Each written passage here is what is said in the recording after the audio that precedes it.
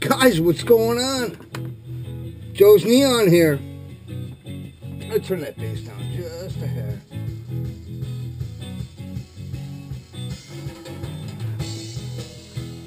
Welcome to Shop Talk with Joe, part 5. Got some Nectar playing here in the background. Got a bunch of stuff planned. Great deal tonight, guys. Awesome question and answers. So we got a lot to cover. Got to get right to it. So first off, let's do our Indian of the Shop Talk, and we have that's Wades Through Waters. He's a Blackfoot. Look at how burnt his skin is from the sun. That's just amazing. Wades Through Waters. He's a Blackfoot. That's good stuff. I hope everybody's been good. Everything has been good with me, and I'll get into that a little bit further. Shouties, man. Merry Man Outdoors. Great to see you again, brother. Last time I saw you, you were doing some ice fishing videos. Now you're trapping again. I love to see the videos off the back deck, you know, really right off the back of his house. This guy's catching mink and raccoons like crazy. So it's really cool. Check out Merry Man Outdoors. Another one is Garrett Brader. Garrett, I'm not sure if I'm pronouncing your last name properly. It's B-R-A-D-E-R, Garrett Brader on YouTube. Awesome, man. He's got a great channel going. He's subscribed to me, and really enjoyed watching his vids. You know, good stuff. Lots of good stuff. All you guys out there, wow, trapping season is flaring, and you know what? You guys got me started. Some of you guys wanted to see me run a trap line again. I think next week I'm going to order a half dozen dog proofs. Do a little coon trapping, you know? Just for the camaraderie and the spirit of trapping. You know, you guys got me fired up now. I really want to do it again. I really appreciate all the comments and, you know, getting me excited about. I can't even believe I thought about the fact of getting traps again, but yeah, I'm gonna.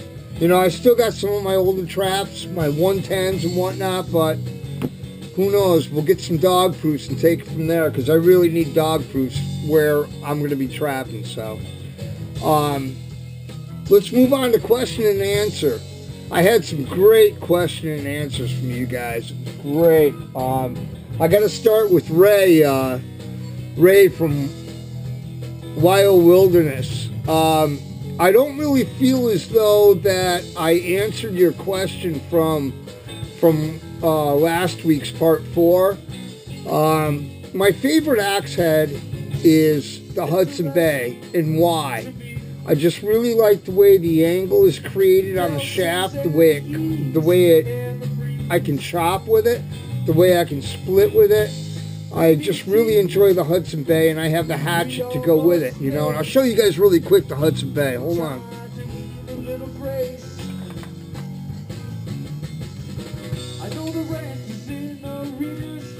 The dog has not been fed in years.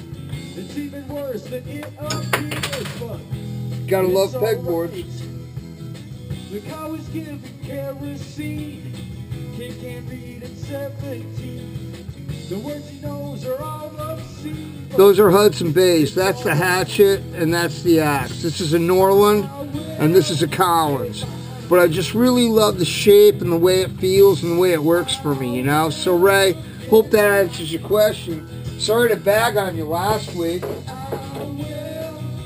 I thought, you know, I thought I was answering your question, but I only brought it up. I really didn't answer it for you. You also asked me the question of what is either my 3 favorite singers or my 3 favorite bands. Boy, that's a hard one to answer. I've got a real wide array of music that I like to listen to, you know. I gotta say, one of my favorite musicians ever, vocal-wise and musician-wise, played in the band called the Grateful Dead, and that's Jerry Garcia. No doubt, hands down. I love Johnny Cash. Man, I love Waylon Jennings. I love Chris Christopherson. Chris Ledoux. That's a really hard question for me to answer, Ray. But, I'm all over the board, but a great question anyhow. Thanks for asking me, man. Brad, man, Mr. Sly Fox 2. Really? You've been nailing them. You're nailing them. That's awesome. You're catching them left and right. I really like the way your season's starting out. He had asked me a question last Shop Talk with Joe Part 4 that I didn't answer. And that was, he's got his axe rotates in his hand while he's working with it. And that's a really hard question for me to answer also, because it could either be dull, which it's probably not, and I'm sure the head's not loose, but you could have a twist in the handle. You might want to look at that, whether or not you got a twist in the handle of your axe. That could be, or if it's not hung properly. The bevel on either side of the axe head to form the blade, the edge, is very important too.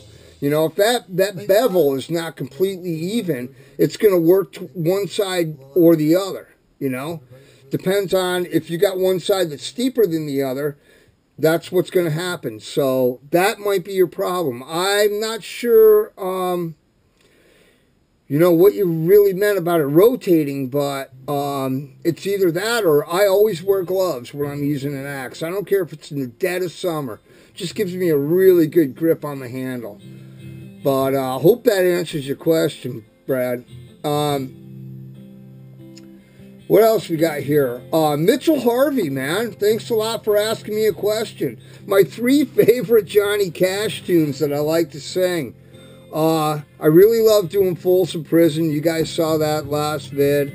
Boy Named Sue. I really like doing that one. And Don't Take Your Guns to Town. Those are my 3 favorite ones to play, and maybe in a future video or two I'll play those ones also. But yeah, man. Thanks, Mitchell, for asking me that question. Hey, guys, Stephen Richardson, my little buddy. What's going on down there in Big Texas? That's where I believe you're from. I'm not sure, but Stephen Richardson, if you guys haven't checked out his channel, you got to go check out Stephen Richardson. He is a great little bushcrafter. And he's got a little problem going on right now. Maybe one of you guys out there can help him. He's got his camera broke. Okay? If you guys got a camera, just something that he can download videos on YouTube with, see if you can PM him and get him something to get him back on YouTube. The poor kid's pinching his pennies trying to get back on YouTube. He shoots up some really great bushcraft videos. He's a pisser and a half. Let's try and help out Steven. Steven had a question, bow hunting tips. I got 2 for you, brother. Shoot a lot. Shoot your bow a lot. Make sure you know where your arrow is going to go. Practice, practice, practice, practice. Small game or big game. And one more tip that I would give you is do not release your arrow or even draw unless you are completely confident on the shot. Don't even bother. Don't even bother. Wait until you know you have the optimum opportunity to take that animal. And, if you're not confident with the shot, don't take it. It's so important. I let so many beautiful bucks go just because I wasn't going to throw one out there. I waited for the perfect time. If it didn't happen, it didn't happen. I let them walk. And you know what? I slept that night and I woke up in the morning with confidence as a bow hunter. So those are 2 tips I could give you, brother. Yeah, let's try and help them out, man. Woodland Hill Farm. How often do I clean and sharpen my axes? After every use. If I go away for the weekend and I take an axe with me, when I get back home, I clean it with white gas. That's how I take all the pitch off and clean the blade of the axe, is with white gas. You know, regular Coleman fuel. And then you got to make sure that you're going to lubricate it again. You got to lubricate it back again with oil it or boil linseed oil it. You know, you might want to touch it up before you oil it. Just put your edge back on it. It's good to go. Put it away. But yeah, that's my answer, brother. Every single time. You know, I never put my axe heads back in a sheath and leave them hanging on the wall that got pitch on them, that have whatever on them. I like to take them and wipe them off and, you know, put a fresh coat of lubricant on them to keep them from rusting. And, you know, same as my guns. When I shoot my guns, I clean them. That's all there is to it. Shoot them, clean them. You know, keep them fresh. Thanks a lot for that question. Gonzo. How many slingshots do I have, and have I ever killed anything with them?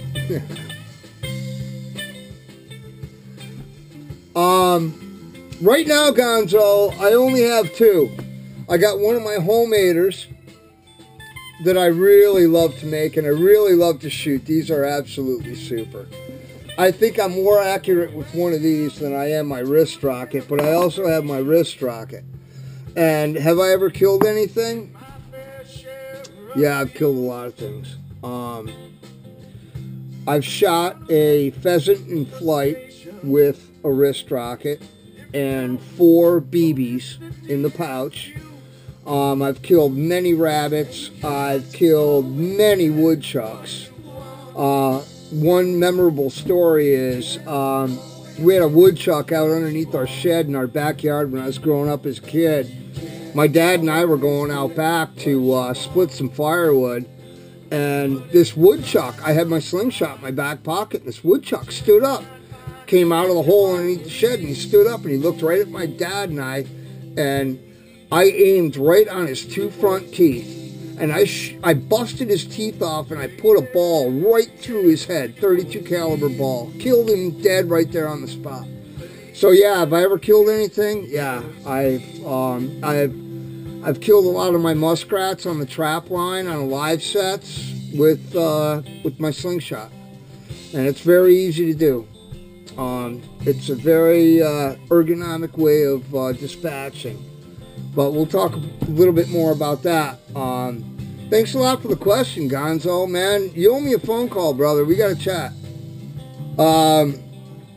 Garrett Brader, any tips on mink sets? Garrett Brader, go check him out. He's got a nice channel. You know, mink love cubbies. Mink love to be able to have to go into things to explore. They're very curious about going through roots, on washed out stream banks, any kind of holes. Most of the mink that I have caught have been in muskrat sets. Okay? When you put a funnel on a stream, or you focus an area on a stream, you'll get mink and muskrat sets. But the one thing I will tell you about mink is they are not stupid. And a mink will not eat a rotten fish. Mink like fresh fish. So if you have bait that's fresh frozen, you're better off with that than you are with something that you would use for coon. I don't know if that helps you at all, but some of the guys are out there nailing the mink. And, you know, it's like I said, cubby sets, mink boxes. They love to wonder what's inside, you know, of an area. And then they'll go right through your 110 cotter bear in a heartbeat, you know. And you're probably going to use something a little bit more than that if you're going to use them for fisher or martin. So I don't know if that helps you at all, buddy, but, you know, some of the other guys, like I said, right now are nailing them. And it's, mink are tricky. I'll tell you a really quick story about mink. I had bushwhacked into a pond in the Adirondacks, and I was in there 3.5 miles off the beaten path. Every cast was a brook trout. Every cast. Now, back then, your limit was 10. So I took 10 brook trout. And I'm on the shoreline of this pond, beautiful Adirondack pond, and I'm cleaning my brook trout, gonna pack them up and head out. And every time I put down a brook trout, I'd turn around and I'd look, I'd be like, where'd it go? And I see this big, fat female mink sitting on a rock behind me, dragging my trout. As soon as I could clean them, she'd come right behind me and pick them up. So I says to her, what are you doing? And she goes, beep, beep, beep, beep, beep, beep, beep. They make this really high squeaking sound. It was so cute. So I scare her off, but I let her have one. I give her one brook trout. But yeah, they are bold. They're very smart. And I really believe that they like fresh bait, but they like to explore. So don't put your trap out in the open for a mink. You know, even if you set a box or whatever, disguise it. Hope that answers your question. Thanks for asking. Yeah, a couple projects I've been working on. Knife sheath for my buddy Ricky. I made a brand for his initials. And this is going to be a necker. That's on a 10-ounce cowhide. I haven't finished it off yet. Got my initials on the back. Got a nice D-ring here that's going to, you know, connect to the this necklace he'll have it on. But it's a real nice little skinner, you know. But the sheath it came with was just absolutely junk. Garbage. Junk. So, where are we at? Went shooting yesterday afternoon. It was absolutely fantastic. We had a nice evening. It was a little bit chilly, but we went out and had some. We had a good time. I was shooting the Smith & Wesson M&P 40 compact.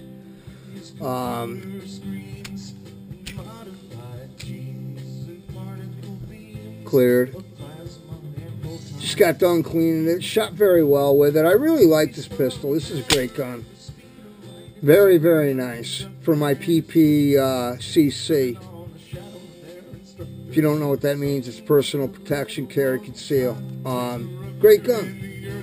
Really enjoyed it ever since the dad got it. The first pistol I purchased was the Ruger Single 6, and this is an old one. This is from 1952, and it has no warnings on it. Took this out and shot it. Cleared, just so you guys can see that. I just love that sound, don't you? Yeah, it's a really sweet shooter. So, yeah, I really enjoy plinking with the Ruger 1020, or the 1022. The Ruger Single 6. What else do I got going on, guys?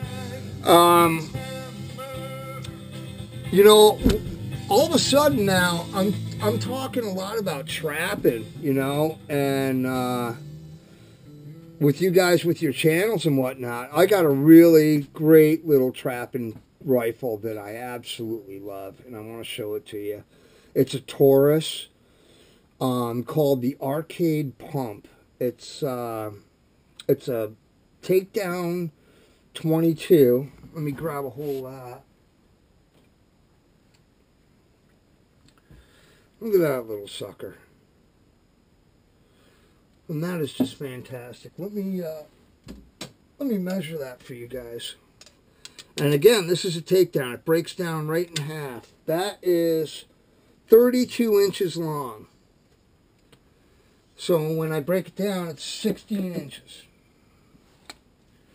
And it's got the screw on it right there where you can break it down. Take that screw out, boom, it breaks down right in half. I like to take this in my kayak when I do my kayaking trips, but this little dog will eat anything. You can put any kind of shell in there that you can imagine, and it just absolutely loves them, eats them up. Buy that bucket of bullshit 22s, it'll shoot everyone. It's amazing. Great little shooter. Great little shooter. It's got a really cool action on it. I don't know if you guys can see that, but the safety is on the top of the gun. And that was done so that while these guns were being used, chained to a table at an arcade, the vendor that was working the booth could walk down and see if it was on fire or safe. That's why all these safeties were put on top of the receiver. That's why it's called an arcade. But yeah, just a really sweet little 22, boy, I'll tell you what. Taurus model 62, and it's got Brazilian rosewood on it and stainless steel. Just a super sweet shooter. I really love this gun. Awesome. I'll give you guys a really quick look at my my gun cleaning kit that I built. This just folds. It's a box, and I've got everything. I've got all my rods here. I've got my bore light. I've got my different, some of my different brushes. This stuff, you know, I know you guys use a lot of ballistol, but this Ezox is an incredible thing. An RB17. This is an ammonia-based dissolving lead and copper. It's really good stuff. Shotgun rods. That's a little wood burning I did. I don't know if you guys can see that. But yeah, I got all my patches. I got my brushes, shotgun brushes, more patches, shotgun swabs, you know. So yeah, it's real handy. And I built these little stands so that they come right up off these posts. See these holes here? And they fold down, and I just raise them up, got them wrapped in leather, and bing, bang, boom. Clean your gun. So anyhow, guys, I don't want to keep this too long here. We're already at 22 minutes. Bow stand update. I haven't been out a whole lot. Wind's been blowing like a MF'er. And I'm telling you, when you're in a climber and you're in a tree the diameter that I'm in, it's not fun. It's like being seasick. And plus, I really don't like bow hunting in the wind because I lose my audio. And, you know, I really believe that if I can't hear the deer can't hear what they need to hear. And they'll tend to lay down.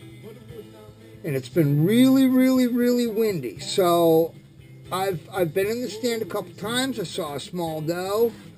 Mom blew at me, and you know, I haven't seen a whole lot going on. There's a lot of sign. There's a lot of track. The temperature has dropped dramatically, so I'll be out in the next couple days. I'm really looking forward to that. So anyhow, guys, that brings us to Shop Talk with Joe and the Joke. The end of the show.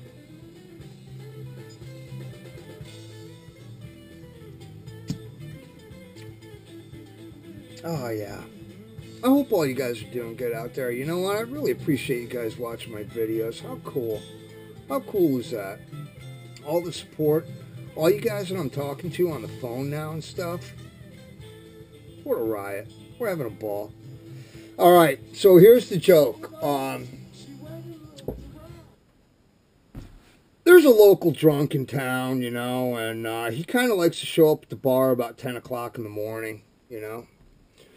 So he shows up at the local pub, and Ray's the bartender behind the bar, you know, and Ray says, "Hey, Bob," he says, "how you doing?" He says, "I'm doing good." He said, "You'll have the usual." He says, "Yup," and he gives him a rye and water. So Bob drinks his cocktail down, you know, and they're bullshitting about this and that. And a couple hours go by, and geez, old Bob, he's getting pretty drunk, you know. And Ray says, "Listen, Bob," he says, I can't serve you no more, you know. He says, "All right." So Bob walks out the door. He walks all the way around the block, around the side of the bar, and he walks in the side door, goes back to his usual stool, and he sits down. And Ray says, "What can I do for you?" And he says, "All the rye and water." And he says, "Bob," he says, "listen," he says, "I already cut you off. I can't serve you no more. You know, you had enough." All right. So Bob walks out, and he walks up around this corner, walks all the way around the damn bar, around the back of the bar, into the side of the bar, and right back, walks right back to his favorite spot and sits down. And he says, "Ray, how you doing?" He says, "Bob, what can I do for you?" And he says, "I'll have a scotch and water, or rye and water." Ray says, "How many times I gotta tell you? I can't serve you. You've had enough to drink." And Bob looks at Ray and he says, "How many bars do you work at?" Hope all is good, guys. Keep an eye out for Shop Talk with Joe, Part 6. Talk to you guys soon.